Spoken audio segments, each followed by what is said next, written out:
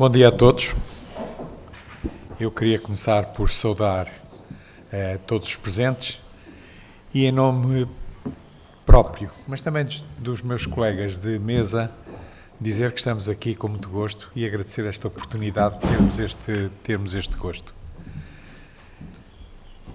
Não necessitaria de o confessar porque quem anda comigo nestas andanças há muito tempo sabe que eu, para vir a Santiago, só preciso de um pretexto. E quando esse pretexto é uma conferência da Academia Galega de Língua Portuguesa, nem do pretexto preciso. Venho mesmo de véspera. Eu sou um apaixonado por Santiago desde os tempos em que, no século passado, dava aulas na Universidade de Luanda. E trouxe aqui o primeiro grupo de engenheiros que se formaram na Universidade de Luanda, trouxe a Santiago dizendo-lhes: é uma terra incrível, não se conhece o mundo sem se conhecer Santiago. Compostela, este campo de estrelas, junto da Finisterra, e que tão importante foi para tudo aquilo que é, no fundo, a identidade de todos nós. Por isso, estar aqui é um grande gosto. Felizmente não tenho que fazer as despesas da conferência, mas gostaria de, para abrir um contexto, de dizer o que é que eu penso sobre este assunto em que hoje estou muito envolvido, por razões que depois direi adiante. Eu acho que é um fruto da sociedade global em que vivemos o facto da mobilidade ser um tema da ordem do dia e afeta todos os setores da vida, sejam os setores económicos, sejam os setores sociais, sejam os setores culturais, etc. E afeta de uma forma muito particular, como está dito aqui no título da conferência, a juventude e o ensino. Não apenas para as instituições de ensino superior, que serão porventura aquelas que fazem mais mediatização deste assunto, porque para as instituições de ensino superior a mobilidade é uma forma de afirmarem a sua internacionalização, mas é também uma forma muito importante de aumentarem recursos próprios à custa do ensino ou da presença, da inscrição de alunos vindos do estrangeiro nos seus claustros. A mobilidade e tem-se comprovado isso, assegura competências interculturais, que é alguma coisa que hoje todos aspiramos no mundo, e dá-nos uma perspectiva alargada do mundo, dá-nos uma perspectiva que é muito positiva, porque nos dá a perspectiva da unidade da humanidade. Apesar das suas diferenças, nós percebemos que a humanidade é uma entidade una. E dá-nos, por outro lado, a perspectiva de nós podermos compreender melhor as realidades de outros povos, de outras zonas do mundo, mergulhamos em culturas alheias e alargamos os horizontes, encurtando as distâncias. Portanto, é um fator de enriquecimento do nosso tempo. Há várias redes que praticam ou facilitam a prática da mobilidade, já aqui foi referida uma. Aquela que nós conhecemos melhor é o Erasmus. Há uma rede potentíssima na América Latina, que é a Rede Magalhães, na qual envolve o Brasil, a Argentina, a Venezuela, etc. E nós estamos hoje a assistir a uma outra forma de mobilidade, que já não é uma mobilidade presencial, que exige deslocação de pessoas, que é exatamente esta mobilidade que se faz utilizando todas as novas tecnologias de informação e comunicação. Vi recentemente dito que no ano de 2027, que é amanhã, mais de metade do ensino à distância nos Estados Unidos vai ser feito por ensino à distância. Isto é um número que nos faz pensar. E na Índia há uma plataforma de ensino com mais de 2.000 cursos, mas para países com populações tão intensas como é a Índia ou como é a China, isto é um recurso indispensável, mas também o é para nós, na CPLP. Eu costumo dizer que a CPLP, 9 Estados em continentes diferentes, a CPLP é um arquipélago. E um arquipélago tem o problema da comunicação, que muitas vezes não pode ser uma comunicação feita de uma forma presencial. Portanto, a mobilidade é algo que tem que ser facilitada por meios que não acondicione nem às distâncias, nem aos horários, portanto, nos permite estar constantemente em contacto por forma a fazermos o que temos que fazer, mas quero dizer que a mobilidade para a CPLP é algo de extremamente importante. Porque reparem, CPLP, Comunidade dos Países de Língua Portuguesa, mas o que nós aspiramos é outra coisa. Nós aspiramos uma CPLP que seja Comunidade dos Povos de Língua Portuguesa. E para ser uma comunidade de povos, a mobilidade é algo que é intrínseco a esta comunidade. E é muito importante que todos os nossos esforços, fazendo-se para um futuro que queremos que seja breve, incida sobretudo para a juventude, que tem um dinamismo, que tem uma capacidade multiplicadora que é muito importante. Bom, eu não queria dizer mais nada para contextualizar o problema de que referir que este tema é um tema muito importante para a CPLP, como aliás já aqui foi dito várias vezes, e por isso felicitar a Academia Galega da Língua Portuguesa por promover este seminário, do qual nós começámos a falar há 4 anos em Guimarães, e eu peço desculpa dizer que tenho um larguíssimo cadastro nesta minha cumplicidade com vários dos meus amigos da Galiza, com quem eu encontro recorrentemente e com quem, neste cadastro, vou fazer alguma coisa para hoje justificar também estar aqui. E antes de abrir o tema à comunicação, de uma vez mais, agradecer este convite e dizer ao Ângelo que é com muito gosto que hoje ouvi dizer que a Espanha, finalmente, que era o último grande país da Europa que faltava dar um passo de adesão à CPLP, que o faz. E ainda bem que o faz e que nós tivemos este anúncio hoje, na véspera do feriado do Dia da Hispanidade, que também é feriado no Brasil por ser o dia de Nossa Senhora da Aparecida, e que nós podemos, este anúncio, nesta data, neste momento, é um bom augúrio para que os nossos laços de amizade, de cumplicidade, se aprofundem, se acrescentem mais e que nos levem a chegar ao horizonte em que o Ângelo e eu tantas vezes tivemos que trilhar caminhos e ter conversas e ter entrevistas em Lisboa, mas tudo isso conduziu a que nós possamos olhar para esse percurso que fizemos e dizer: estamos cá, ganhamos neste desafio. O programa estabelece que o primeiro orador seja o professor Elias Feijó. Meu amigo Elias tem a palavra, faz favor. Muito obrigado.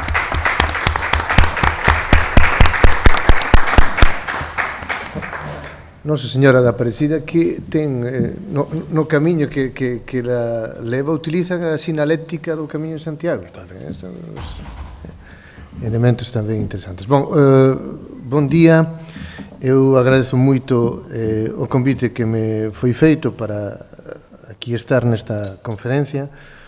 Aliás, reparei tarde, se callar demais, no título, porque o que máis interesaba era, como foi indicado polo embaixador, o facto de aquí haber unha conferencia destas características da comisión temática coa organización da Academia Galega da Língua Portuguesa, que tamén aproveito para non só cumprimentar, mas parabenizar por o traballo que leva feito, e que me parece verdadeiramente notável. Eu cumprimento tamén a miña colega e compañeira de mesa, a profesora Cardoso, e o doutor Evans Pins, e naturalmente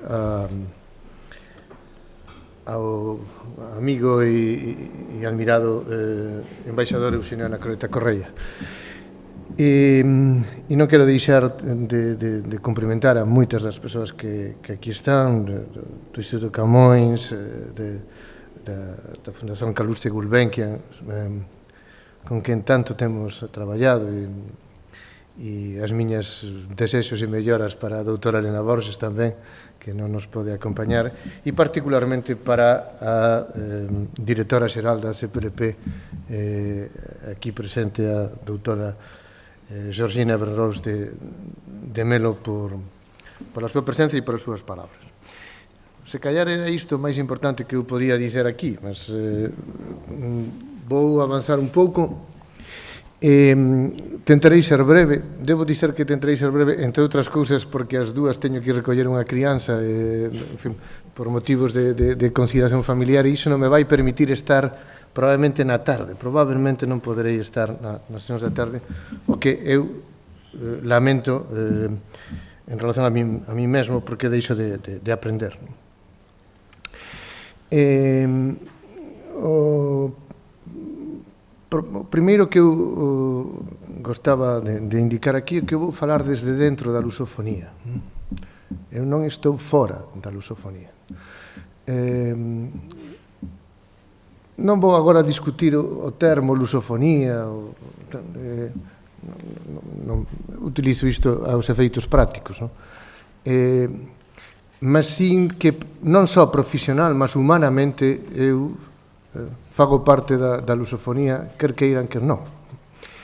E esta pareceme un elemento basilar para falar aquí.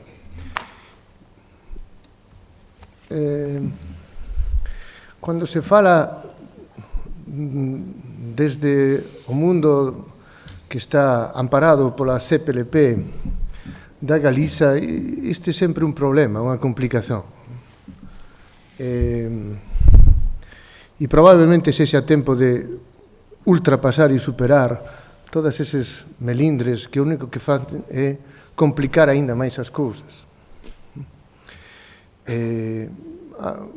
A Galiza é un caso ben particular. Debo dicer que en determinados puntos de vista é un caso a contrario dos casos, por exemplo, africanos de lingua portuguesa. Entendendo as diversas opcións, eu gostaba de comezar por frisar esta idea.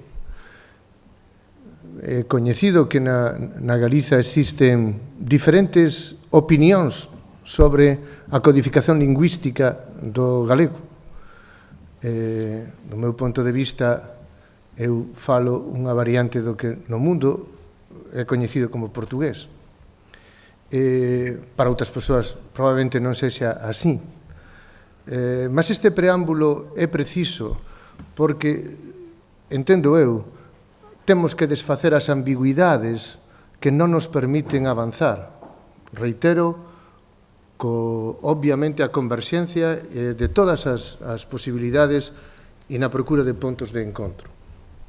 Lembro, eu son nacido en Tui, que é aí a beira do Miño, deste lado.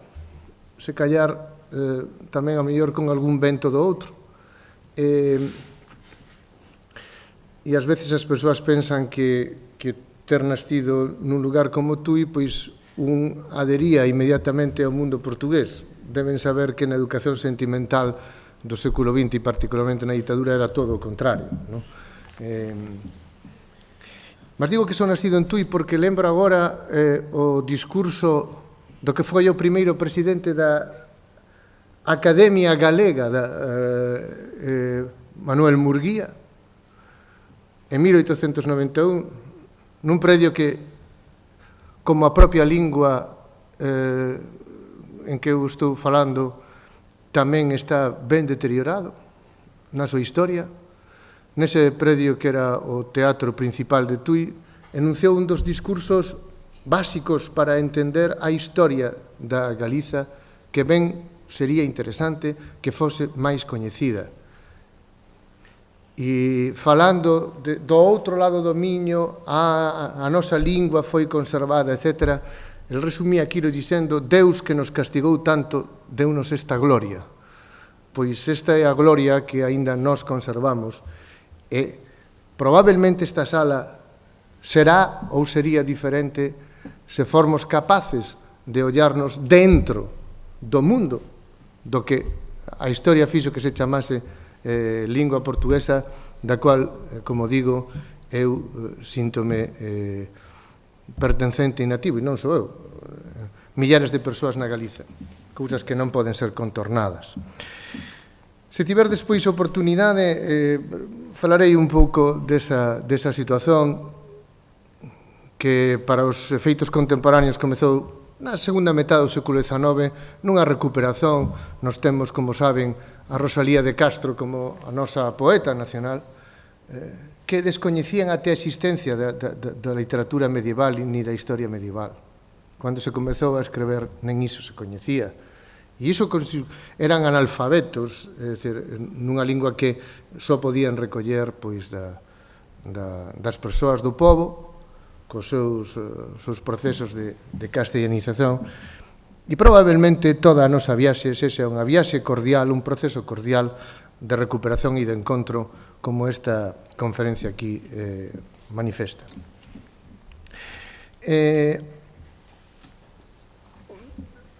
Centrándome de algún modo nos obxectivos desta conferencia e do punto de vista da CPLP, probablemente eu contradiga alguna, ou pode parecer que eu contradigo algunha das ideas básicas que reúnen esta conferencia, non é a miña intención, mas sin colocar algúns aspectos que me parece que son importantes no mundo das comunidades de lingua portuguesa, que ten obviamente unha vertente política e diplomática da reunión dos países que teñen como lingua oficial recoñecida o portugués, mas obviamente tamén ten un alargamento que eu penso que a CPLP ten esquecido, con todas aqueles universos do universo que chamamos o planeta Terra, en que, de alguna maneira, é usado, é coñecido, é traballado, é investigado, non só a través das diásporas, o mundo de lingua portuguesa. E que penso que é bon aliciar e ficar concernidos. Eu, que tive a oportunidade de presidir a maior asociación de estudos internacional de literaturas e de culturas en lingua portuguesa, a Asociación Internacional de Lusitanistas, entendo que os meus colegas de diversas universidades europeas, americanas, asiáticas ou africanas, non pertencendo a países de lingua oficial portuguesa, séntense vinculados de alguna maneira forte, aliás, en moitos casos, a este mundo, e que a CPLP ben, penso, faría en atender tamén. De todas as maneiras, pensando en termos da cohesión interna do que son os estados e países de lingua portuguesa, como son un cidadão libre, pois tamén opino onde se callar onde non fui chamado. Se colocáramos a questón da lingua e da cultura como elementos básicos para entender algúns dos alicerces que a propia declaración fundacional da CPLP ten, podemos preguntarnos que é o que unha xoven ou que un xoven brasileiro, caboverdiano, mozambicano, portugués sabe do outro. E probablemente a resposta é nada. Ou moi pouco. Ou ben distorsionado. Saben, por exemplo, estudantes destes lugares, quen é o nome do presidente de Angola? Ben nos explicaba a directora xeral, por exemplo, as expectativas, as oportunidades e os conflitos que poden estar surxindo no norte de Mozambique a respeito, por exemplo, das recentes descobertas de gas. Sabe algo? Iso? Non sabe. Porque a articulación fundamental, do meu ponto de vista, non está precisamente na mobilidade, aínda que a mobilidade é ben importante. Voulles dar só un dado. O meu colega e amigo Carlos Reis, há 4 anos, na Universidade de Coimbra, dicía: a Universidade de Coimbra é a maior universidade brasileira fora do Brasil, con 2.000 alumnos brasileiros nun total de pouco máis de 20.000 alumnos. E é verdade que isto é relevante. Mas saben cuántos estudantes na mesma altura había no ensino superior no Brasil? 8 millóns. Quer dizer que a mobilidade afectaba a 2.000 en Coimbra, imaginemos 6.000 en todo Portugal. Vamos colocar isto. E hai, poñamos isto tamén, 7.994.000 que non están movéndose dese punto de vista. E esta é a realidade fulcral que eu penso que a CPLP ten que atender e ten mecanismos para facelo. E penso que ten posibilidades tamén con non moito custo para facelo. Non é isto só en termos de mobilidade. Conviría pensar, por exemplo, se estudantes dos diferentes países de lingua portuguesa coñecen a través dos seus currículos escolares da secundaria ou na universidade cousas dos outros. No ámbito da historia, no ámbito da economía, no ámbito da literatura, no ámbito da cultura. Porque a resposta probablemente sexa non. Non. Do cual pode deducirse que unha acción tendente a que haxe a presenza neses currículos de algúns asuntos que se vinculen ao mundo africano, ao mundo brasileiro, ao mundo portugués, ao mundo do que for, probablemente será unha acción dunha implicación moitísimo maior e menos custosa, tamén en termos económicos, do que, obviamente, tamén apoiar as mobilidades. Coñecer o outro non significa só saber quen é, en fin, Germano Almeida ou Mea Couto. Significa ter referencias, saber a que espazo se pertence e en que medida se vincula. É o coñecemento mutuo que pode articular académicamente o mundo de lingua portuguesa e, sen dúbida, unha comisión temática destas características pode avanzar en conclusións concretas dese punto de vista. E eu que pertenzo a esta avó un tanto esquecida que se chama Galiza, dese punto de vista así o interpreto. Mais, en estudos que temos feito na propia Universidade de Santiago con estudantes a quen lle pedíamos vexan os currículos de letras das universidades brasileiras, portuguesas ou africanas, se estudan o outro, a resposta non estudan, ou pouco ou nada. E eu orgullo-me en pertencer á única universidade no mundo que tivo 3 leitorados, un africano, un brasileiro e un portugués durante anos aquí, grazas ao apoio do Camões, que pagaba un leitor co compromiso de que a Universidade de Santiago de Compostela, e eu promovín en 2006 ese acordo co Camões, de que a Universidade de Santiago de Compostela contrataría un leitor africano e durante anos tivemos aquí un leitor de orixe angolana. A única universidade do mundo. Deus que nos castigou tanto, deu-nos tamén esta gloria de poder indicalo aquí. Depois viñeron os cortes. Non existen, por exemplo, do ámbito da cultura, manuais, e vexan que feliz oportunidade, eu comprométome a participar se for falta fixer niso.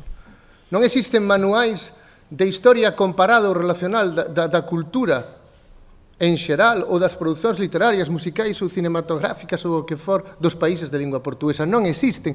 Non hai un instrumento que nos podamos dar a alguén. Cando eu deixei as miñas responsabilidades na IL, esta era unha das ideas que estaba en mente e que algún día recuperaremos, mas que penso que un impulso destas características sería vital. Por qué? Porque entón, dese punto de vista, xa teríamos os instrumentos que nos permitirían falar en función das bases que a CPLP se atribuiu a si mesmas nas súas actas fundacionais de igualdade, cooperación e identidade a través de linguas e culturas. Non temos instrumentos. Por iso, probablemente, sexa neste ámbito académico onde se poden reforzar, porque se está tentando alargar en todos os lados o ensino secundario superior a todas as persoas, onde se poden lograr realmente e de maneira eficaz e non moi cara este tipo de obxectivos para ese coñecimento mutuo que articule o mundo académico. Os dados que eu lles daba do Brasil no Brasil, como todo é grande, pois é 8 millóns. Pois non sei se son 7.900.000 ou 800.000. Mas a noticia que eu tiraba do mesmo ano, 2015, en 2018 di que está estagnado o número de estudantes no Brasil. Mas cual crece? Crece a educación a distancia. Crece a educación a distancia. E ese é un recurso valiosísimo. Vexan só. Colegas de universidades africanas de lingua portuguesa que chefían departamentos non son doutorados. Esta é unha realidade, esta é a realidade. E se nós non apoiarmos a investigación e a docencia superior nesas realidades e só estamos pensando ver se tracemos 3 ou 4 dun lado para outro, creo que estamos, vai a dizer unha expresión vulgar galega que non vou dizer aquí, mas se callar despois nun café podemos comentar. Creo que estamos facendo malas cousas. Malas cousas. E non estou falando de universidades privadas, non, estou falando da Eduardo Monlane, por exemplo. Se nós conseguirmos apoiar, e penso que todas as universidades estaríamos niso, dentro da ULP, programas de mestrado e de doutoramento a distancia que permitisen garantir in situ, non tracendo persoas, non, in situ, formación superior. Non só con iso avanzaremos no que é articulación académica, non só probablemente permitiremos maior mobilidade a partir de aí, porque teremos máis e máis alicerzados eses recursos. Tamén faremos que a cohesión aumente. E probablemente coñeceremos que está acontecendo nos outros lugares. E digo isto porque, por exemplo, cando un ollar o panorama, vou me referir, por exemplo, ao caso mozambicano. Porque temos estudos sobre iso. Porque cando un ollar, quen está estudando quen? En Portugal estudase moi pouco literatura mozambicana. Pode haber razóns de outra índole, que sabemos históricas, que é tempo de quebrar, a estas alturas do campeonato, quebrar, ver as cousas de outro ponto de vista, con máis simpatía e cordialidade e amabilidade. Pouco. No Brasil, moito. A África ten moi poucos recursos para dar a coñecer o que está investigando. Non pode publicar nesas revistas en que nós aspiramos a publicar. E non temos ningún apoio tampouco para iso.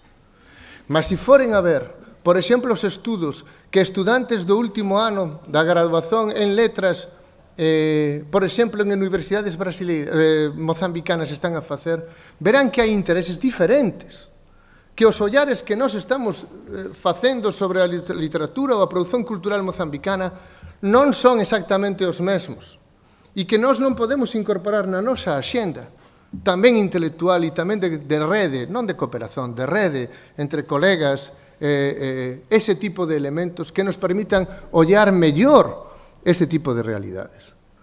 Un estudante brasileiro de doutoramento, un estudante portugués, un estudante galego, hesita en saber se aquilo que o Miñacouto escreveu era religioso, era fantástico. Non ten esas coordenadas. Non as ten. Os nosos colegas africanos teñen. Só que é imposible ou é moi difícil poder establecer ese tipo de redes. Esa é a mobilidade que se necesita. Ese é o tipo, do meu ponto de vista, de traballo que cumpre facer.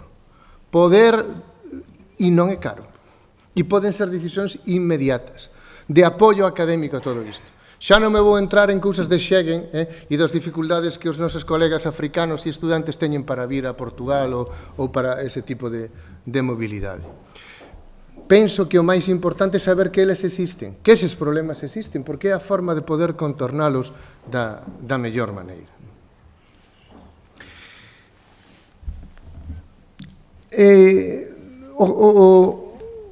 O corolario, de alguma maneira, do que pretendo dizer é que é posible establecer un traballo no ensino secundario e no ensino superior, unha disposición por parte das universidades para alicerzar, se se quixer, claro, a CPLP do ponto de vista de referencias históricas e culturais que deben unilas. E iso é simples para implementalo e probablemente obvíen algún tipo de retóricas. Vou acabando para falar de algúns asuntos do ponto de vista galego, xa que estamos aquí. Non entro agora, mas as circunstancias históricas fixeron que a unidade que algunhas persoas defendemos do galego como parte integrante da lingua portuguesa, nas súas variantes, as cousas non teñen esa orientación en algúns casos, pois o que se botou pola porta entrou pola xanela, que ese sí que é tamén unha sentenza galega. A Lei Paz Andrade fixo que o portugués poda comezar a ser recoñecido e impulsionado nas súas diversas variantes no ensino da Galiza. Con algunha sensación entre as quais está a idea de que aparecen nos currículos de lingua estranxeira.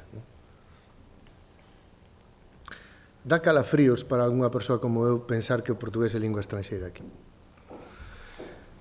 Ora ben, esta é a realidade, e debo dicer que no ano 81, por exemplo, o mundo de literatura galega estaba nos textos dos escolares galegos da primaria e da secundaria. Recúouse. Estaba, como eu penso que deben estar. Mas, sen entrar agora nese tipo de cuestións, sí hai algúns elementos que gostaba comentar deste ponto de vista. É imprescindível, do meu ponto de vista, reitero, saber desde onde se fala cando da Galiza se fala en relación á lusofonía. Non, sen entrar nas cuestións de se é a mesma lingua, diferentes ou tal, non vou entrar agora niso. Non me parece, aliás, que debe ser agora este o asunto de aprofundar. O que sí debe ser aceite, e do meu ponto de vista é fulcral para o entendimento da Galiza con lusofonía e para o desaparecimento de tantos melindres e de tantos eventuais conflitos, moitos deles artificiais, é que o portugués non pode ser unha lingua estranxeira na Galiza. O portugués non pode ter estatuto de estranxeira na Galiza. Non pode ter estatuto de estranxeira na Galiza. Non pode telo e, por tanto, o uso de cualquier das variantes que se recoñezan no que chamamos portugués debe estar legitimado, legalizado na Galiza a todos os efeitos. Hai situacións que poden ser rapidamente corrixidas e eu colocarei dúas ou tres. Se hai os esforzos notáveis que son feitos para que os estudantes galegos que aspiran a ter o diploma de portugués lingua estranxeira teñan unha avaliación e uns exames que en moitos aspectos obviamente superan sen ningún tipo de problema. E sería interesante perspectivar ben esta cuestión porque, certamente, moitos estudantes aspiran a ter ese diploma e eu penso que no caso galego é un caso, digamos, particular ou especial.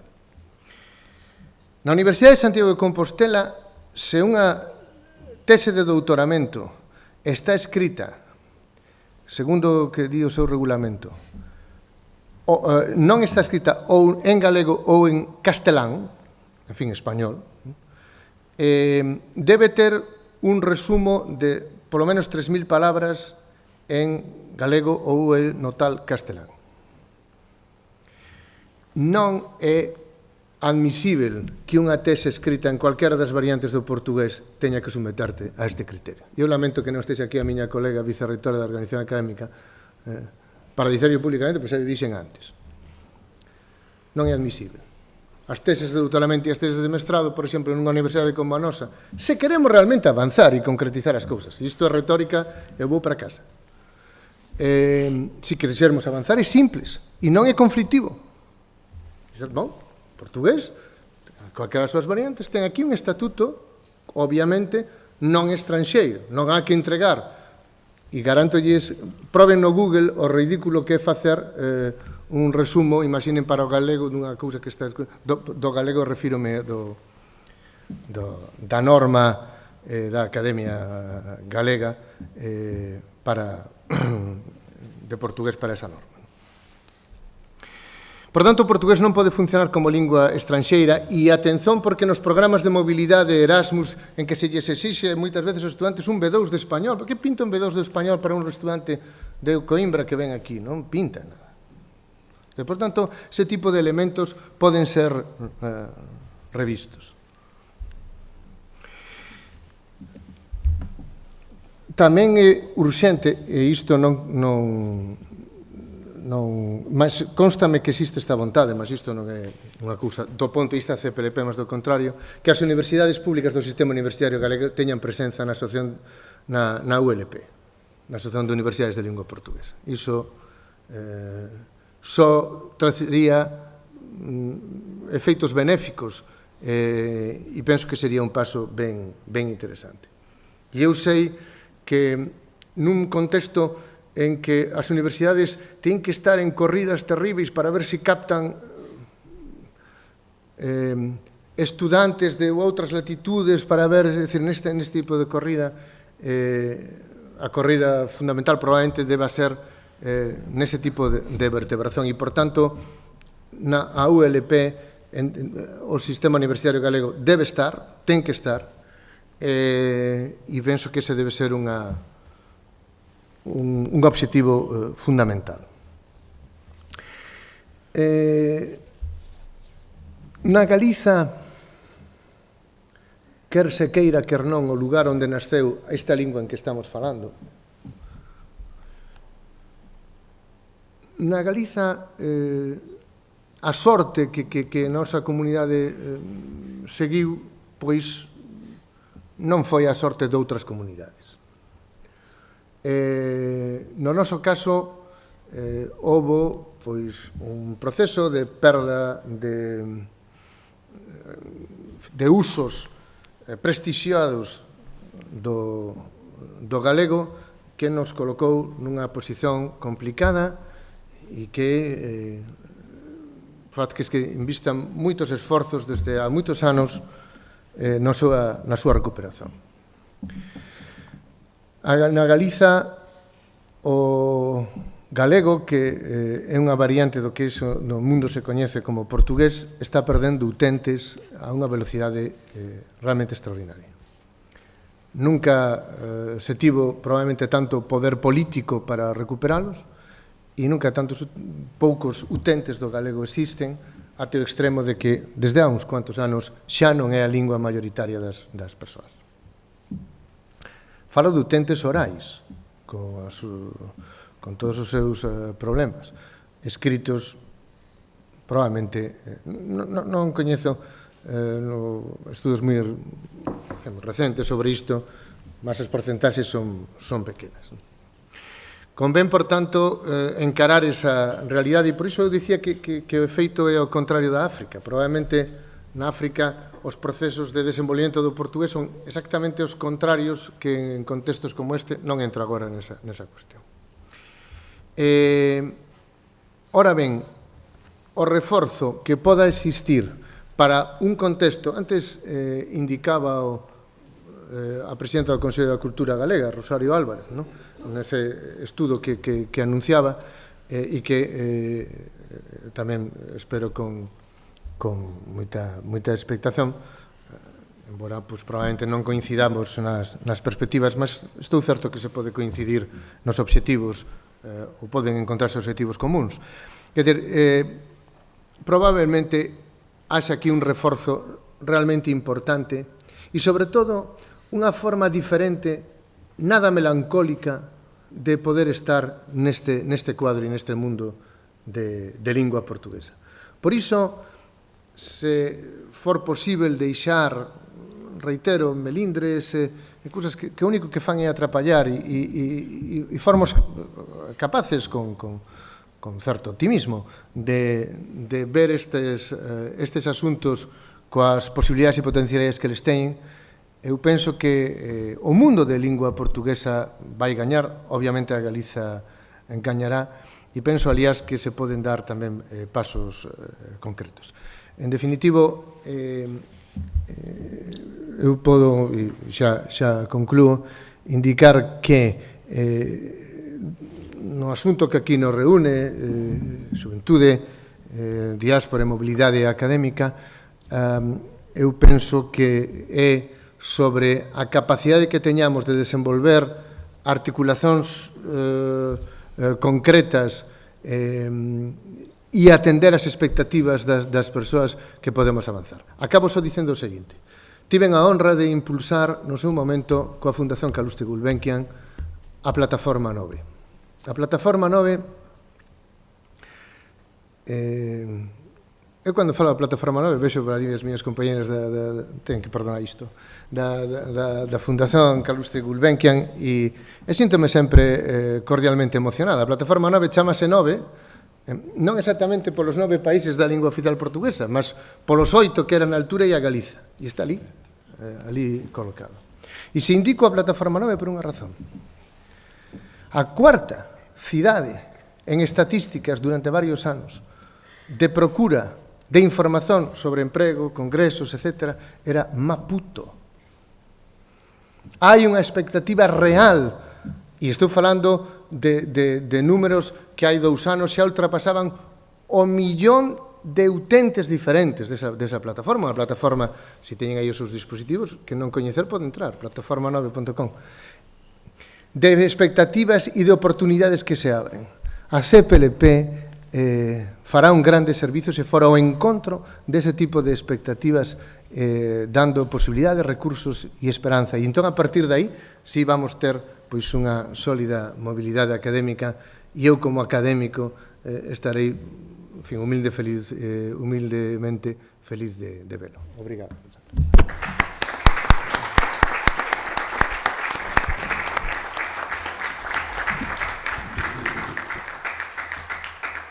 Muito obrigado.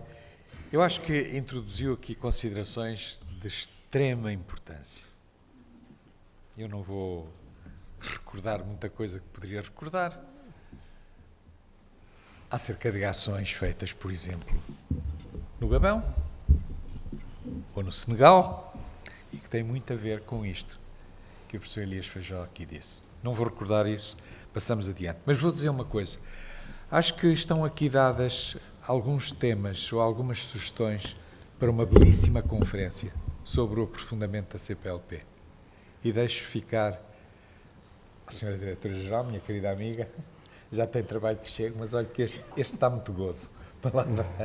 E a Academia Galega, porque às vezes estas coisas é melhor fazê-las de fora para dentro do que de dentro para fora.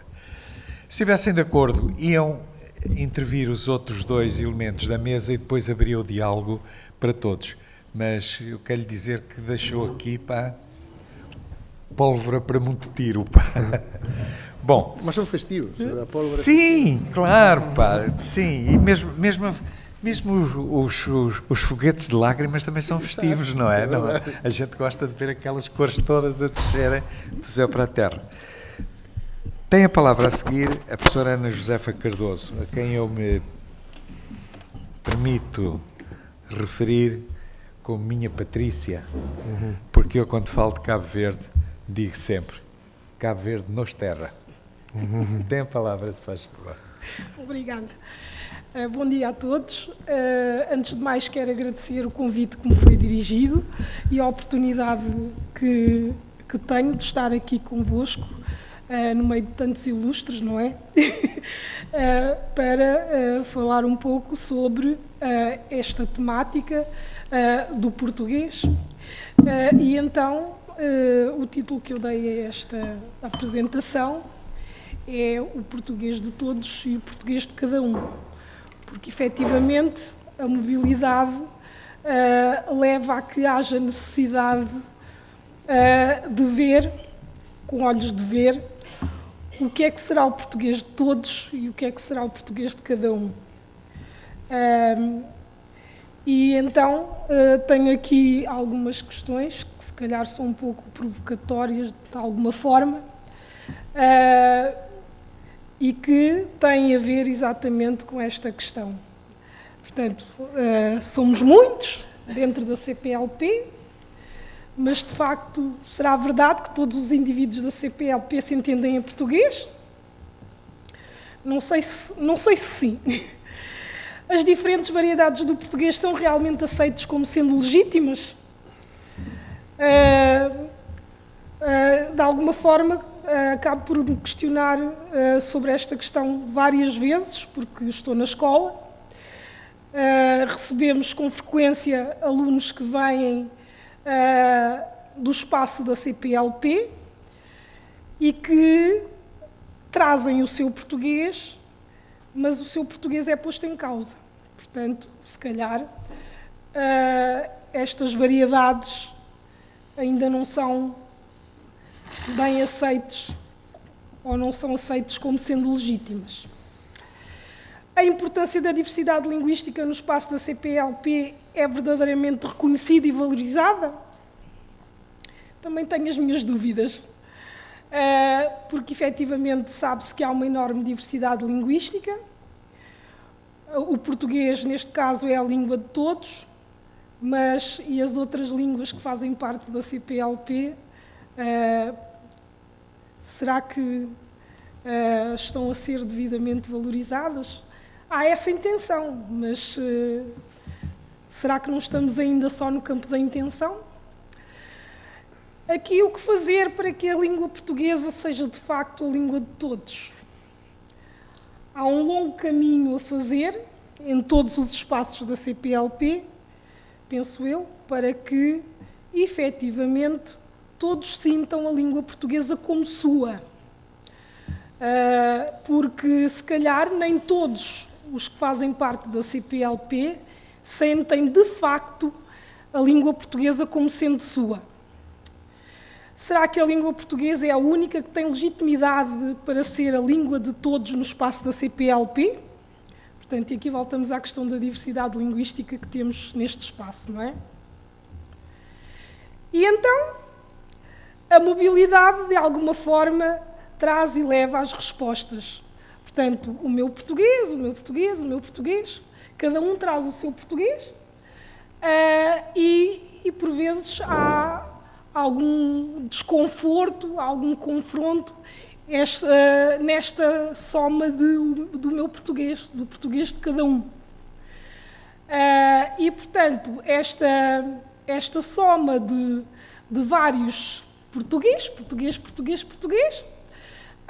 por vezes não consegue chegar de facto ao português de todos. E nós temos a situação de muitos estudantes que chegam a Portugal, que vêm de países lusófonos e que não veem a sua variedade reconhecida. E que chegam e que encontram dificuldades, encontram barreiras. Normalmente, os alunos que vêm estudar para Portugal são aqueles alunos que à partida são bons alunos, são esses que conseguem as bolsas de estudo para conseguir estudar no estrangeiro. E, portanto, eles partem do seu país de origem com a ideia de que são, de facto, bons. Mas depois, quando chegam a Portugal, veem que o seu português não chega. Portanto, que o seu português, para aquele contexto, não é suficiente. E então, há aqui todo um conjunto de obstáculos que vão surgindo e que é preciso superar, e cada um supera da forma como consegue. Uns sobrevivem e outros não, porque cada um luta com as armas que tem ou que não tem. Há os que avançam e os que desistem, mas efetivamente é um problema que nós temos com os estudantes que chegam a Portugal no ensino superior, porque efetivamente a sua variedade não está legitimada e tem dificuldades.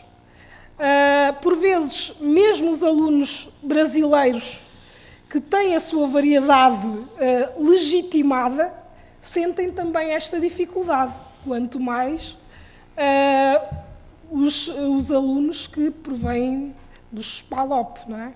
Portanto, aqui a situação é, de facto, por vezes complicada, porque a integração nem sempre é fácil. E, portanto, é uma dificuldade que, neste momento, já se reconhece que existe e, portanto, vamos ver depois, mais à frente, digamos que um projeto, vou-vos falar de um projeto que está em curso no ISCTE e que vai dar alguma resposta a esta situação anterior. Vou-vos falar um pouco do caso de Cabo Verde, em que também temos a questão da mobilidade, temos a questão da diversidade linguística, temos jovens cabo-verdianos que vêm estudar para Portugal, não só a nível do ensino superior, mas como a imigração cabo-verdiana, como sabem, é já bastante antiga e há uma vasta comunidade cabo-verdiana em Portugal. Portanto, a situação dos cabo-verdianos acaba por ser uma situação particular dentro da comunidade dos PALOP que vem para Portugal, porque, efetivamente, nós, onde quer que estejamos, para onde quer que embarquemos, levamos sempre connosco a nossa língua materna. E ela perdura, mesmo para as gerações já nascidas no país de acolhimento. E, portanto, se calhar não podemos continuar a ignorar a língua materna e fazer de conta que ela não existe. Portanto, a nossa situação linguística é marcada por uma situação de diglossia, que é provocada pela diferença de estatuto que existe entre as duas línguas, não é?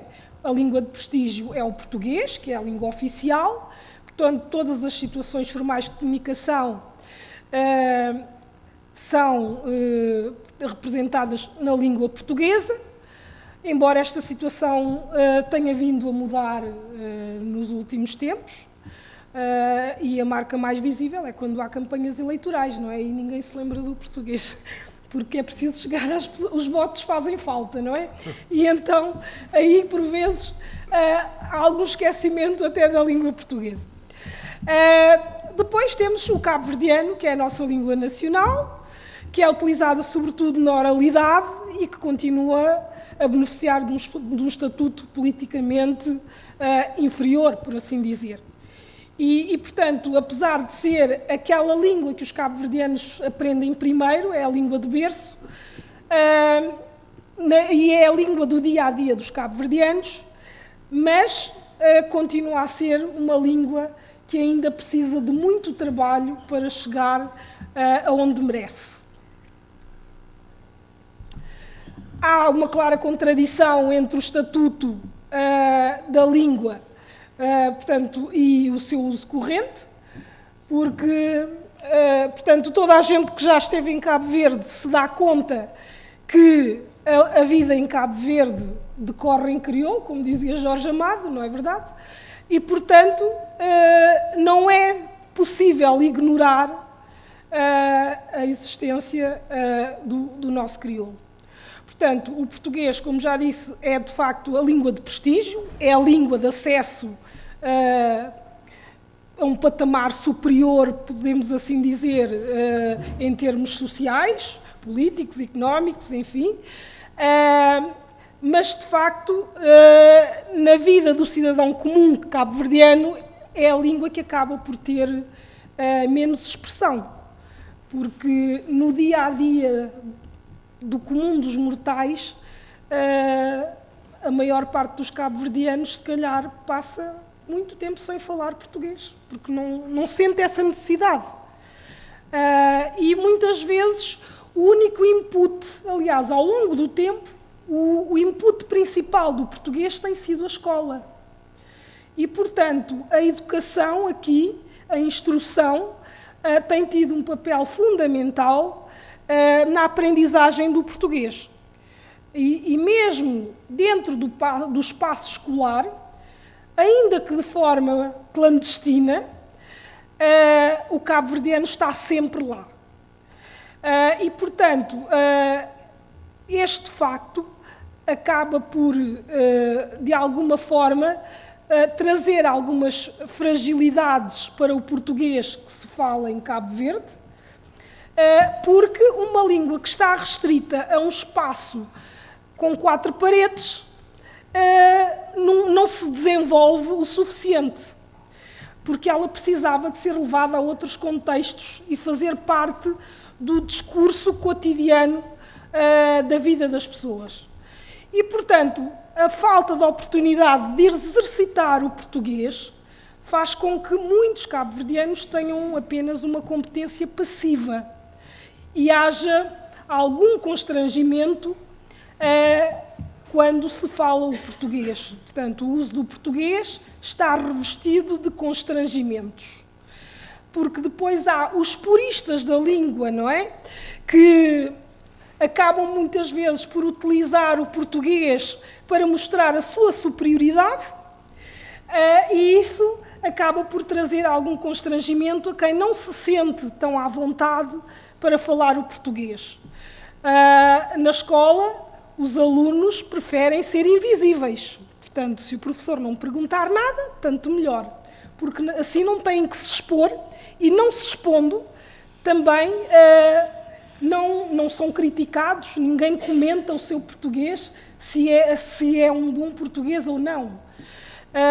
Portanto, aliás, aqui penso que foi nas últimas eleições, na campanha eleitoral, portanto, penso que houve uma presidente de um partido que até fez comentários a um presidente de um outro partido que como é que ele poderia chegar mais longe se ele nem sequer sabia falar corretamente português, ao que o outro senhor respondeu que ele não queria ser ministro de Camões e, portanto, que queria ser ministro de cabo-verdianos. Portanto, há situações assim, às vezes, porque a língua também é utilizada muitas vezes com o intuito de minimizar as pessoas. E isso não é propriamente um facto que seja abonatório. Por um lado, quer prestigiar, mas por outro lado acaba por retrair, portanto, o seu uso. E, portanto, nós em Cabo Verde precisamos de um verdadeiro bilinguismo. Aquilo que se pretende é que tenhamos um bilinguismo efetivo e aquilo que nós temos neste momento, portanto, aqui o nosso principal linguista, o Manuel Veiga, diz de facto que o nosso bilinguismo encontra-se ainda numa fase de construção e que é necessário que o português ganhe espaço nos contextos informais de comunicação e que o cabo-verdiano conquiste os espaços formais. Porque, efetivamente, se não houver esta troca, se o português não for para a cozinha e o cabo-verdiano não vier para a sala, nenhuma das duas línguas vai ter o seu uso pleno. E o bilinguismo não será um verdadeiro bilinguismo, será sempre um bilinguismo com restrições. E, portanto, nós sabemos que, supostamente, em todos os países, as pessoas deviam ter o direito de aprender as línguas que fazem parte desse território, mas em Cabo Verde isso não acontece. Portanto, em Cabo Verde, a única língua de ensino, salvo experiências pontuais, é o português. E, portanto, como referi há pouco, um português que se desenvolve apenas entre 4 paredes é uma situação muito restrita para a aprendizagem de uma língua. E ainda por cima, não valorizando a língua materna. Porque aquilo que é lógico é nós aprendermos todas as outras línguas a partir da nossa língua materna, porque é a base que temos. E quando isso não acontece, a segunda língua vem sempre coxa, porque falta-lhe alguma coisa. Portanto, e na escola, em Cabo Verde, sempre houve um pouco esta ideia que o crioulo devia ser proibido na escola. A guerra ao crioulo, por assim dizer, já é antiga. Digamos que desde que o ensino foi implementado em Cabo Verde, houve várias tentativas para silenciar o crioulo ou impedir o seu desenvolvimento, mas efetivamente nunca houve forma de o fazer, porque o crioulo é tão nosso, é uma coisa que está no sangue, está no nosso ADN, vai para além daquilo que as leis podem querer ditar. E, portanto, temos aqui um boletim de 1849 que diz isto mesmo, portanto, que proíbe o uso do crioulo na escola. Este é o documento mais antigo que se refere a esta situação, mas há documentos mais recentes das escolas em Cabo Verde a proibir o uso do crioulo na escola. Portanto, isto quer dizer que, apesar do ensino ser feito supostamente exclusivamente em português, o crioulo nunca deixou de marcar presença. Portanto, nós temos aqui Pedro Cardoso, que é um dos nativistas cabo-verdianos, muito reivindicativo para a sua época, não é? Que já dizia, em 1933, aquilo que ainda hoje não se faz. Todos aprendemos a língua estrangeira tendo por instrumento a língua materna. Saibam também os professores de instrução primária servir-se do crioulo como veículo para mais rápido e profícuo ensino das matérias do programa a cumprir, principalmente do português. Portanto, e depois ainda dizia, em toda a parte estudam-se e cultivam-se os dialetos regionais, só em Cabo Verde é que aparecem os ilustres pedagogos a denunciar o crioulo como trombolho, e se a mais não se atrevem é porque se podem levantar as pedras da calçada. Portanto, isto de alguma forma revela bem também portanto, a consciência que sempre houve da necessidade de levar a língua materna para a escola.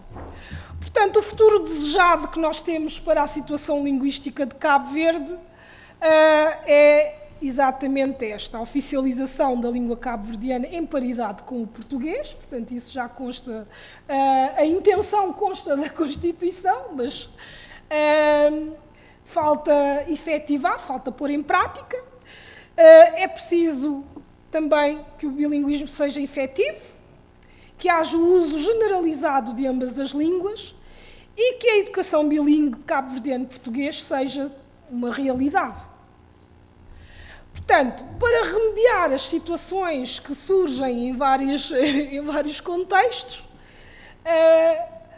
vão-se tomando, se calhar, algumas medidas pontuais. Aqui temos um penso rápido, não é? Um penso para tapar ali alguma situação.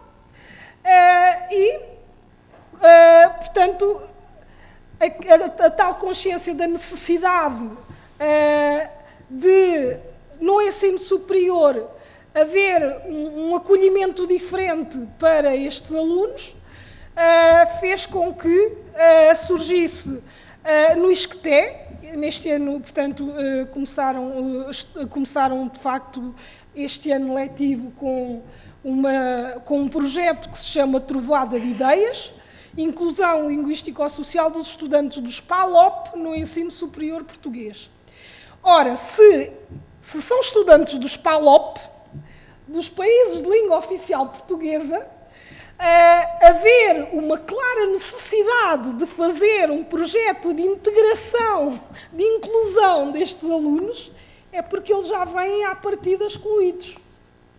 Portanto, trazem o seu português, que não chega, e que não é reconhecido, e que academicamente muitas vezes não é aceito, e que é preciso fazer algo para remediar de alguma forma a situação, porque eles entram nos cursos e convém que saiam com algum mérito e, portanto, é preciso fazer alguma coisa. E então surgiu então a necessidade de fazer este projeto, que surge de uma parceria entre o ISCTE e a Escola Superior de Educação do Instituto Politécnico de Setúbal, que fizeram um diagnóstico e que, portanto, dizia que foi clara a necessidade de adotar estratégias e instrumentos de promoção da inclusão de estudantes internacionais dos PALOP, nomeadamente de produzir e testar materiais para aprofundar as suas competências linguístico-comunicativas para fins académicos em diferentes variedades da língua portuguesa. Portanto, aqui temos o problema, não é?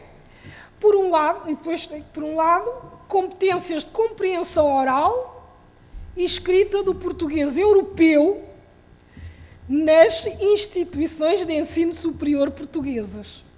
Portanto, o único português reconhecido, por assim dizer, é o português europeu.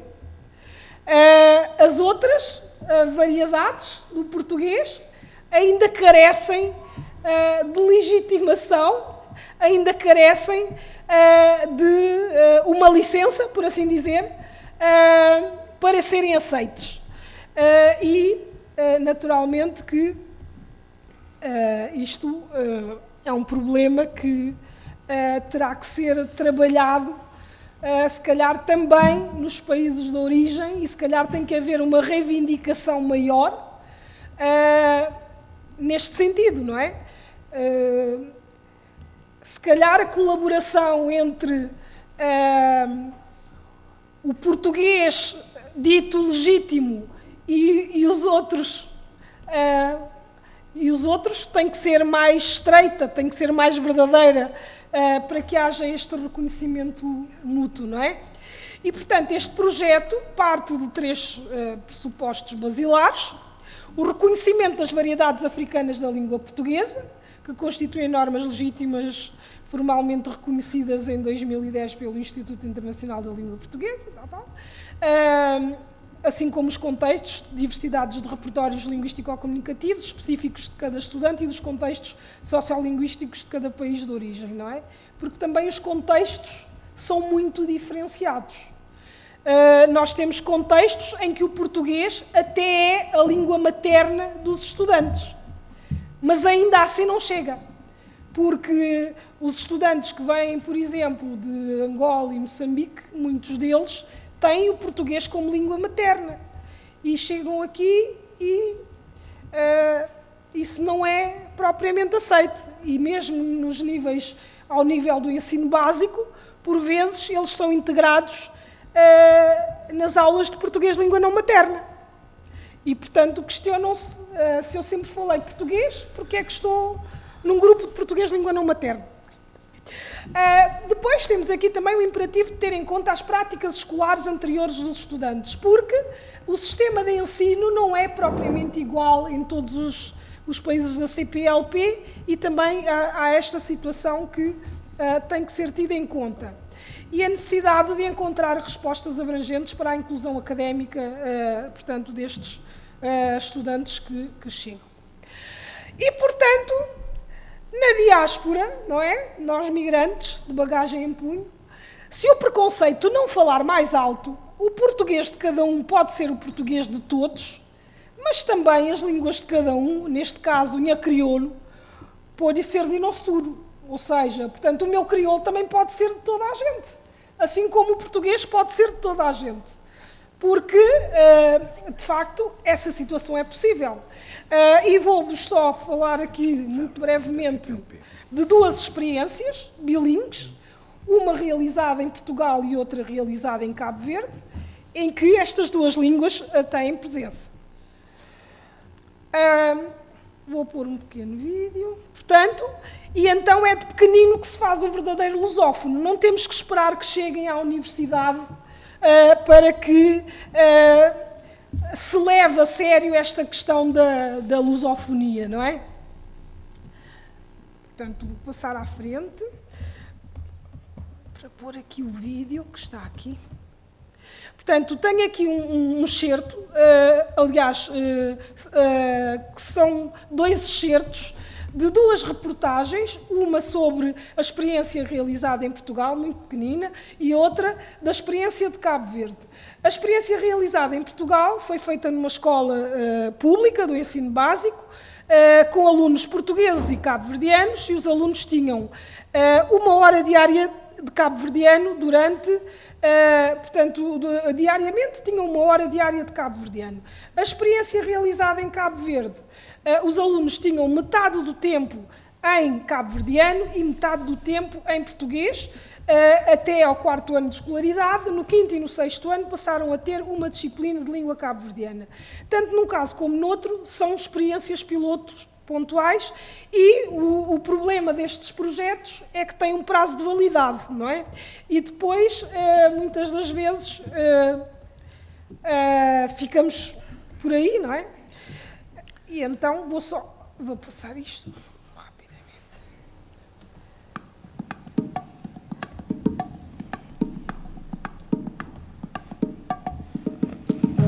Eu me chamo Fátima, tenho 7 anos e gostei de saltar corda.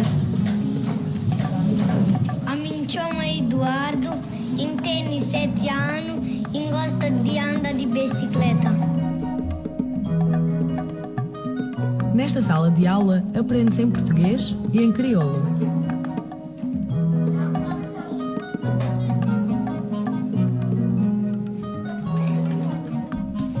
Me chamo Axel, tenho 7 anos e gosto de andar de bicicleta. Me chamo José, tenho 7 anos e gosto de jogar bola. Chamo Catarina, tenho 7 anos e gosto de brincar com minha pai. Já chegou a primeira ilha.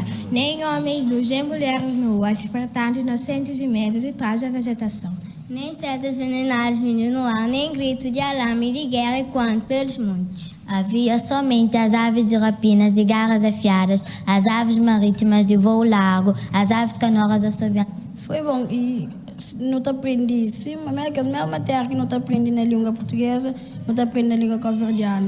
Não te já não aprendi mais para mim, que as palavras às vezes que não pode entender na português, o professor te explica na língua cabo-verdiana.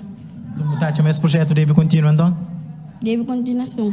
Para todo o ministro conhece língua materna. Todo ministro conhece. Na todos os sistemas de ensino no mundo, todo menino adquire essa língua materna primeiro e depois ele adquire língua segunda ou língua estrangeira. O menino que te aprende 3 ou 4 línguas estrangeiras na infância, ele não tem nenhum problema para aprender mais 3 ou 4 línguas estrangeiras depois, porque ser humano te transfere conhecimento de uma língua para outra e não mesmo começa a dar aquele conhecimento explícito da língua materna. Liberdade, para botar tichuta papia, boa língua, botar papia acima, botar respira. Cultura liberdade. É um elemento de dignidade para tichuta papia. Boa língua, ninguém que te trouxe de bom. É um elemento de identidade para tichuta papia, alguém te sabe, mas é cabo-verdiano de Santiago. Agradecer-vos a todos por terem gostado de nós, do jeito que somos, por nos fazerem sentir pessoas diferentes e por sabermos que sempre podemos contar convosco, porque também acho que Crioulo quer nos agradecer por sermos uma ótima equipe. Sr. Professor, muito obrigado. Eu acho que introduz aqui um problema muito importante e que não é fácil de resolver, como sabe. Eu conversei com vários ministros de Cabo Verde sobre este assunto e diria que cada um tinha uma opinião. E lembro-me bem de uma conferência que realizei na altura em que ainda presidia o Instituto, o Observatório da Língua Portuguesa, que realizei na Universidade de Cabo Verde, na Praia, e da intervenção do reitor sobre esse assunto. E a seguir, à intervenção do vice-reitor, que foi em sentido completamente oposto. E uma pessoa faz uma conferência desta e não sabe para que lado há de cair. Bom, mas muito obrigado, porque este realmente é um problema muito importante. É particularmente importante num país como Cabo Verde, onde a afinidade do crioulo com o português é muito grande. Eu, por exemplo, eu entendo muito bem o crioulo, mas não falo, porque tenho ideia de que só diria tudo mal, não tem a musicalidade do crioulo, não tem a intuição. Agora, entendo-a toda, pode falar crioulo comigo, que eu respondo em português.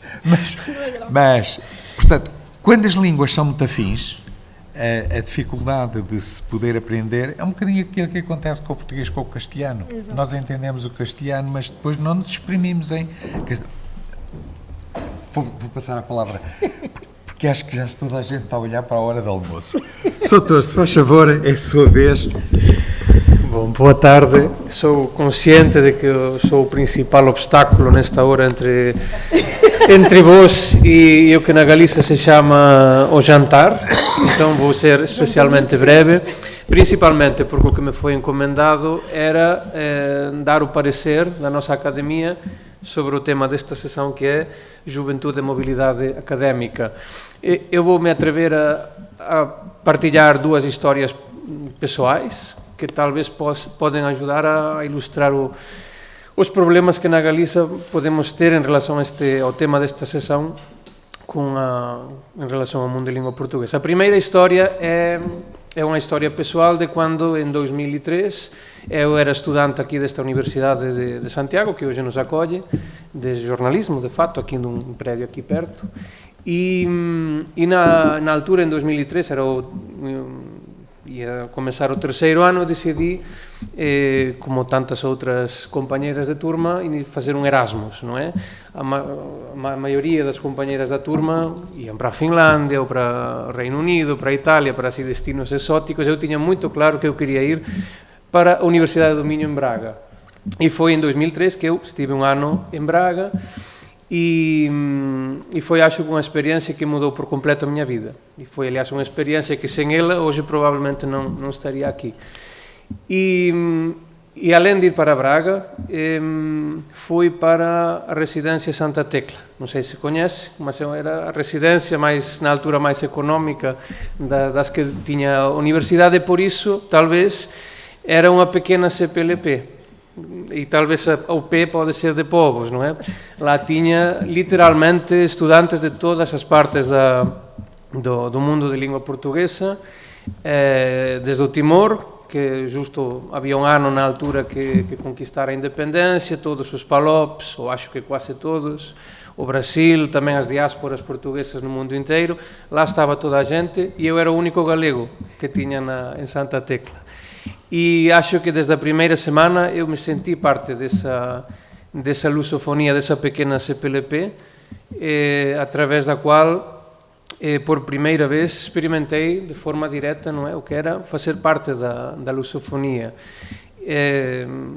Havia anos, eu acho que com 15 anos, aliás, com um livro de Carvalho Calero, a quem no próximo ano se dedica o Dia das Letras Galegas, um livro pequeno, mais profundo, chamado Da Fala da Escrita, que li com 15 anos. A partir desse livro eu comecei a viver e a escrever a minha língua como no resto do mundo de língua portuguesa, não? Então acho que por isso também quis ir para Portugal, mas também porque, não sendo de Tui, o meu conhecimento, a minha exposição já não falo da lusofonia, mas simplesmente Portugal era muito limitado, ou praticamente tão limitado como podia ser para a maioria das pessoas da Galícia na altura, e basicamente era ir a Valença do Minho à feira. E ainda lembro a primeira altura na que fui à feira com meus avós, e eu não tinha passaporte nem bilhete de identidade na altura, e lembro um experimento curioso de me colocar na parte de atrás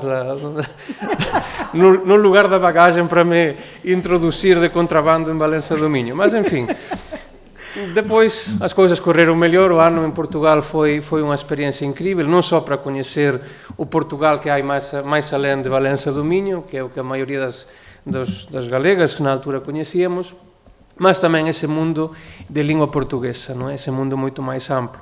E eu acho que é uma experiência, obviamente, pessoal, não é? São experiências intransferíveis, mas eu acho que e a grande importância da mobilidade académica, particularmente da mobilidade de estudantes, é que muitas pequenas experiências como essas é o que faz mudar a visão que os povos temos uns dos outros, não é? E o melhor exemplo disso provavelmente seja na Europa o programa Erasmus, onde a parte académica, o facto académico desse intercâmbio, talvez seja uma questão secundária, e na Europa o Erasmus é um fenómeno cultural, é um fenómeno que tem que ver e que tem condicionado nas últimas décadas o jeito no que a juventude da Europa entende a sua identidade europeia. De fato, tem construído, é um dos programas que de uma forma mais substancial tem ajudado a construir essa identidade europeia comum. E eu gostaria, e acho que todos partilhamos essa ideia, de que no mundo de língua portuguesa precisamos algo similar. E isso, obviamente, precisa intencionalidades, não é só as experiências individuais, particulares, que podem, existindo os meios, produzirem-se, mas são precisas intencionalidades. E há 6 anos, em 2013, a Academia Galega da Língua Portuguesa e outras entidades, algumas também hoje aqui representadas, desenvolvemos um documento que se chamava o Parecer da Comissão Promotora da Iniciativa Legislativa Popular Paz Andrade para o aproveitamento da língua portuguesa dos vínculos com a lusofonia. É uma lei que seria aprovada no ano seguinte, em 2014, que já temos falado sobre ela e da sua importância, mas nesse parecer acho que continua sendo útil com os anos, e já são 6 anos agora desde que se apresentou em outubro de 2013, é um guia de intencionalidades possíveis, não é? E eu gostaria, para refletir qual é a postura da nossa academia, referir algumas dessas intencionalidades possíveis que eram referidas no parecer.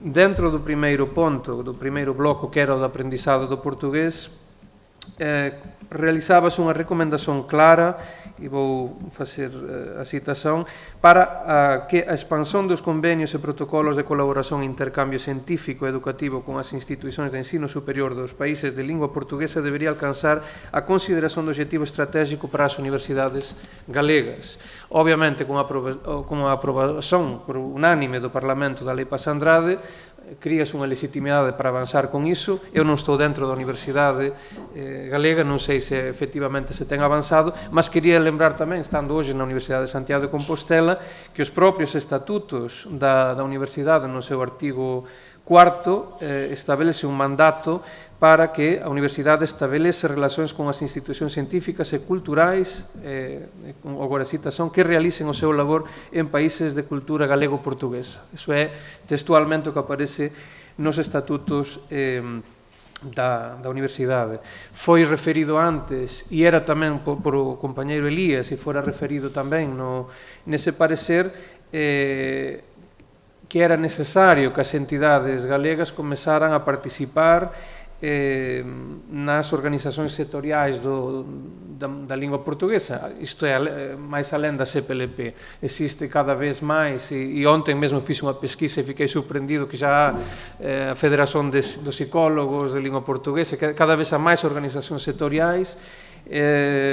Isto é por a Concha, non é? Que já ten encomenda de que o Colégio de Psicólogos da Galiza tamén possa participar aí. Há un imenso número de organizacións sectoriais nas que a Galiza podería participar. Unha desas organizacións sectoriais é a Asociación das Universidades de Língua Portuguesa, que partilla, aliás, connosco traballos na Comisión Temática dos Observadores Consultivos, e tamén ese parecer da Comisión Promotora da Lei Paz Andrade tiña indicado que sería un obxectivo fundamental que as 3 universidades públicas galegas optaran a se converteren en membro titular desa Asociación de Universidades de Língua Portuguesa. Aliás, é un estatuto do que já ten alcanzado 6 institucións de ensino superior en Macao. Isto é, alén do espazo da CPLP.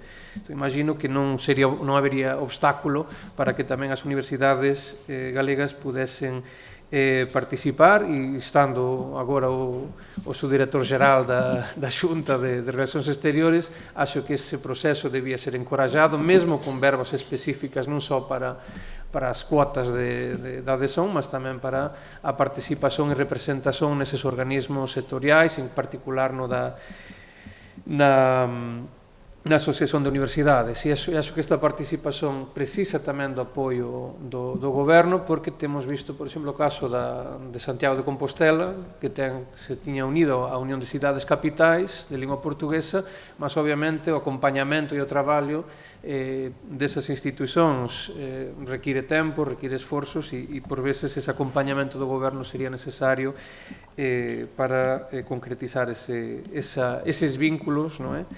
E a importancia, por exemplo, da presenza das universidades galegas na Asociación de Universidades de Lingua Portuguesa é fundamental, porque nesta altura é precisamente, como falaba a directora geral, é na Asociación de Universidades de Lingua Portuguesa onde se está a traballar nunha das, imagino que será discutido na parte da tarde, nun deses programas de mobilidade centrados exclusivamente na mobilidade académica de estudantes dos países de lingua dos países de lingua oficial portuguesa e de Macao. Se a Galiza non participa deste programa é simplesmente porque non há universidades galegas, por enquanto, que teñen esa condición de membros da Asociación de Universidades de Lingua Portuguesa, mas imagino non habería ningún obstáculo, ou non debería ser obstáculo, para que esa participación pudese acontecer, e con iso para que a Galiza tamén pudese estar presente já desde o minuto 1, talvez non do 0, mas sim do 1, dese programa pioneiro de mobilidade na Asociación de Universidades de Lingua Portuguesa. Ia falar un pouco de como a mobilidade académica era parte, desde o inicio da CPLP un componente esencial. Algúmas destas ideas já foron referidas pola directora xeral. Apenas lembrar que desde que en 2004 se criou o espazo de ensino superior da CPLP, e, por exemplo, no actualmente vigorante Plano de Acción de Cooperación Multilateral, a questão da mobilidade de estudantes é unha questão absolutamente fundamental para a CPLP. E, precisamente, é unha questão fundamental, e tamén fora aprobada na Asamblea Parlamentar da CPLP de 2013 en Luanda, esta idea de que a CPLP, os países e territorios de lingua portuguesa precisan algo similar ao Erasmus, non é? Falaba o secretario xeral, o subdirector xeral dun Erasmus á galega. Precisamos ese Erasmus á lusófona, e confiamos que os traballos da Asociación de Universidades e outros traballos e a federación deses traballos posan ir para ese camiño, e que a Galiza tamén, de alguna forma, con a participación das súas universidades, posa tamén beneficiar. Unha segunda historia, obviamente, a mobilidade académica non ten por que se limitar ao ensino superior, e foi referido aquí tamén o caso moito importante o caso, por exemplo, que ten a ver con o primario, o ensino secundario tamén. E aquí eu quero trazer outra historia persoal, non é? Eu sou pai de dúas crianzas, dúas meninas de 2 e 5 anos, e a experiencia para elas, por exemplo, de un día ou un par de días visitar Portugal, e que elas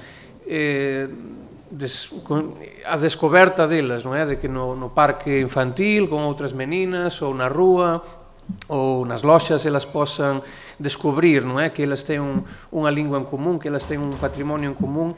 É algo que, no entanto, non está disponível para a maioría das persoas, non é? Obviamente, a Lei Paz Andrade, unha das questões nas que se colocaba destaque era o acceso tamén aos conteúdos digitais de televisión e radio en lingua portuguesa. Hoxe, na Galiza, continúa sendo unha opción individual, non é? Que os pais e as mães das crianças procuremos que elas possam ver as súas séries, non é? Os seus deseños en portugués do Brasil ou en portugués de Portugal, mas non há un esforzo, non há unha intencionalidade para que iso possa acontecer de forma sistemática, unha facilidade para que iso possa acontecer, e para que o acceso possa ser máis fácil e máis inmediato, non é?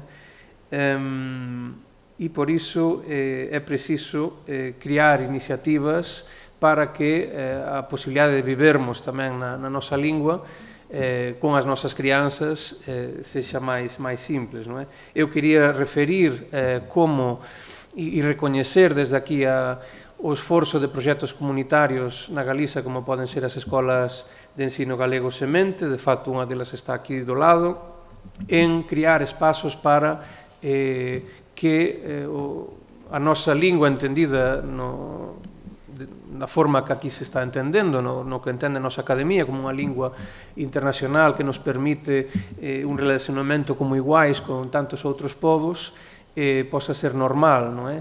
Mas non é normal e é un indicativo dese problema que ainda estamos tendo, que, por exemplo, esas escolas, cando comezan a tratar ou a abordar ensino primario, na Galiza teñen que ser escolas estranxeiras, non é? Neste caso, para que na Galiza podamos ter aulas en portugués, en galego internacional, a escola teña que ser unha escola estadounidense. Entón, é un signo de que hai algo que ainda precisamos resolver para normalizar estas situacións, non é? E, voltando á mobilidade, o que sería normal é que, por exemplo, as crianzas da Galiza e adolescentes tivesen acceso a proxectos transfronteirizos, a acampadas de verán con crianzas e adolescentes dun e do outro lado da raia, a que proxectos pedagóxicos como Ponte nas Ondas foran normais e habituais en todo o territorio, a que as visitas culturais, por exemplo, de un ou outro lado da raia foran comuns e frecuentes, e acho que nisto tamén as institucións públicas poderían ter un papel para facilitar, promover, dinamizar, ou no mínimo non colocar entraves para que estas experiencias, estas trocas posan acontecer, non é? E apenas quería lembrar tamén como noutras partes da Europa é frecuente, é habitual, é normal que existan, por exemplo, familias que decidan escolarizar as súas crianzas do outro lado da fronteira, en ambos os sentidos. Por exemplo, no País Vasco, desde há xerações é frecuente que familias envíen as súas fillas e fillos ao outro lado, ao lado francés, non é? E, de facto, ainda ontem fiquei sabendo que no cuadro da Euroregión se vai criar lá un liceo de ensino secundario nas 3 linguas desa Euroregión, non é? Entón, acho que este tipo de mobilidade tamén é importante para aprofundar eses vínculos, crear esa identidade, mas tamén ampliar as posibilidades que a lingua nos dá ás persoas da Galiza para ter acceso a todo ese mundo de lingua portuguesa. Finalmente, non quería deixar de referir nesta intervención os traballos que foran feitos con antecedencia xa nos anos 80 polas Irmandades da Fala da Galiza e Portugal, precisamente abordando, na altura non se falaba de mobilidade académica, mas as cuestións moito similares.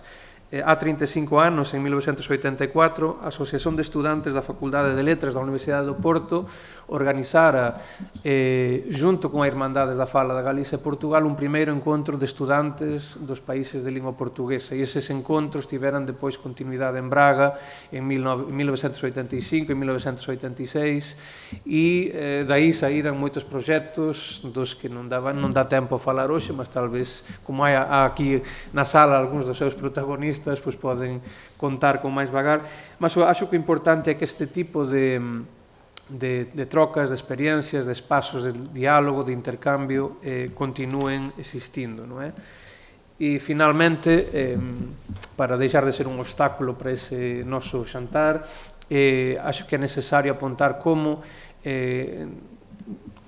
falábase, non é? De que as novas tecnoloxías permiten fórmulas de intercambio, de mobilidade que xa non son necesariamente físicas, os desafíos que temos no mundo actual faz que eses vínculos, eses relacionamentos estexan acontecendo a través desas tecnoloxías e sen necesariamente pasar pelas canles tradicionais, institucionais de relacionamento, non é? No último mes aínda o movimento das Sextas polo Futuro, a greve mundial polo clima, por exemplo, foron movilizacións globais nas que tamén nos países de lingua portuguesa se ten visto como esa participación, esa colaboración, esa troca de ideas, experiencias se está producindo non necesariamente con a mediación institucional de ningún organismo, mas precisamente por iso que nos une. E acho que é iso que temos que aproveitar e para os poderes públicos e para as organizacións que obviamente ten responsabilidades nesta área, temos que por un lado eliminar entraves e por outro facilitar a través de algunhas das ferramentas que temos mencionado o avanzo deses relacionamentos. E máis nada. Obrigado.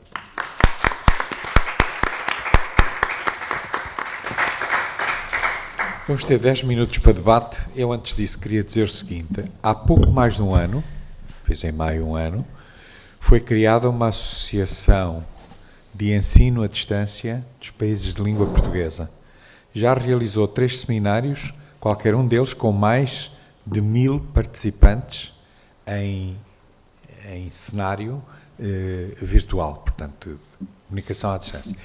E o objetivo final é a criação de cursos dados por professores de várias instituições e que envolvem várias instituições, conduzindo, portanto, a acreditações múltiplas dos cursos que são dados. Ou seja, nós podemos ter um curso de agronomia dado por professores portugueses, envolvendo universidades portuguesas, angolana, envolvendo universidades angolanas, cabo-verdiana, e todas essas universidades confirmam os certificados do curso que foi dado. Os seus alunos são, no fundo, alunos com licenciaturas ou com pós-graduações dadas pelas várias universidades ou pelas várias organizações e instituições de ensino superior que participaram nesse curso. Nós estamos a caminhar nesse sentido. Eu dava esta notícia aqui porque seria muito interessante que alguma universidade da Galiza se associasse a esta associação para sublinhar. Abro o debate e depois no final quero contar uma história para irmos bem dispostos para o almoço. Quem quer intervir para colocar questões a cada um dos 3? Aqui se diz ponentes? Ponentes. Cada um, portanto, dos oradores. Queria fazer um comentário, não é bem uma pergunta. Queria fazer um comentário a propósito das raias, para que não fique aqui a ideia de que tudo acontecia como em Tui. Como eu son do outro lado da raia, son da chamada raia seca, e ali nós non tiñamos esa idea, nós sabíamos que nos entendíamos. De facto, o galego na altura non era unha lingua, non era considerada, as persoas non tiñan esa questón, e entón era, na altura estou falando a 50 anos, e entón cando a miña mãe dicía aí vai o Camilo falando aí vai o Camilo cos portugueses, un home dali da aldea, e unha persoa de fora que estaba comigo pergunta como é que sabe que son portugueses, porque para min falan igual. Dice, porque os portugueses, espreita, falan co S, falan con S. E cando ouvía falar o da Costa da Morte, dicía, eses falan igual, falan os da Costa da Morte, eses falan moito máis con ese que os do outro lado da raia. E non era questón se era ou non era a mesma lingua. Por tanto, é polo que comentou antes o Joan Evans. E entón, cando eu me fui aos 25 anos ou así, ou 24, ou un bocadinho máis, aos Estados Unidos, eu aprendi na diáspora que eu falaba a mesma lingua que os portugueses. E con quen o descubrí? Con os angolanos e os mozambicanos e os brasileiros. Digo, isto xa non é unha cousa da raya. Falamos igual, falamos a mesma lingua.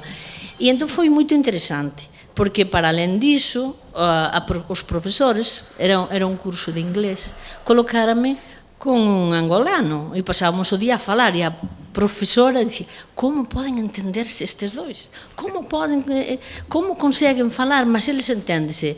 Eu non entendo, dicía ela, I don't understand your English, but you communicate very well. Nós entendíamonos e foi interesante para min esa descoberta. Foi a tantos kilómetros de casa na diáspora onde eu aprendi que eu falaba a mesma lingua que os do outro lado, mas non era por ser dali da raia. E depois nas bibliotecas, cando encontraba os libros galegos catalogados con os libros de portugués, os libros de castellano, os libros de catalán e os libros de non sei que estaban todos xuntos, e os libros galegos e os portugueses estaban todos xuntos, no outro lado. Que non sei se Ernesto Guerra da Cal, no seu traballo por aqueles lados do mundo, foi... E quería deixar aí esa, para que se vexa que na raya, porque non é apenas a lingua, a cultura é moito máis ampla. Foi tamén nos Estados Unidos, cando nós tiñamos verdadeira saudade, nós víamonos á procura dos restaurantes portugueses, non dos restaurantes de outras comidas portugueses, íamos comer o bacallau, tiñamos que andar 40 millas, íamos as 40 millas no fin de semana para comer comida portuguesa, porque... E o das crianzas que fala el, eu tive esa experiencia tamén con a miña filla, que cando a primeira vez que foi a Montalegre, con 3 anos, dice, aquí falan como a nós, mas falan raro. Falan raro. Non dice aquí, non nos entendo aquí. Ese contacto muda a experiencia das persoas, a experiencia é fundamental para perceber de outra forma, para trocar, porque a percepción é algo que está fixado e non sei a quen teño que pasar. Muito obrigado. Mais alguém? Faz favor, mas muito rapidinho, que isto está no limite. Vou ser muito rápida e também pegando, vou puxar um bocadinho pela autoridade que me dá a experiência de ser ao mesmo tempo uma professora galega e portuguesa. Por ter nascido na Galiza, por ter crescido na Galiza e por ter sensibilidade também na galega, mas por ter desenvolvido toda a minha atividade profissional como professora do ensino público português. Queria parabenizar e queria parabenizar-me também como membro da Academia Galega de Língua Portuguesa, porque se fale neste encontro non só da mobilidade no ensino superior, mas muito importante, claro, os professores do ensino público sempre professores 24 horas do dia. E então eu também penso, como a professora Ana Josefa Cardoso, que é de pequeninos que temos que fazer os lusófonos. E creio que temos que ter espírito de fraternidade suficiente para ver onde que estão os obstáculos. E os meninos que se movem e que são movidos, mais do que mover-se ativamente, que são movidos de um espaço para outro dos países de língua oficial portuguesa, enfrentam muitíssimos obstáculos, muitos, dessa percepção do outro, do desconhecimento do outro, como estava a referir o professor Elias Torres Feixó, enfrentam, ainda temos muitas inércias de uns currículos feitos com uma perspectiva pois, que não é a dos nossos dias, e eu queria chamar a atenção para essa necessidade de que, se queremos construir um espaço realmente de fraternidade e um espaço horizontal, muito foco nos nossos currículos, muito foco noutro espírito de percepção do outro e de curiosidade pelo outro, e que ainda está feito, quando se faz, é muito na medida do voluntarismo de alguns professores, e eu, sem querer quebrar o sigilo que é necessário e que se supõe a que participamos em conselhos de turma, tenho ouvido muitos disparates em relação a outras formas de língua, a outras variedades de língua, e então pois, temos que fazer muito. E também, se calhar, numa coisa que não se diz aqui, é na formação dos professores e na promoção de outras atitudes em relação a todo este nosso espaço.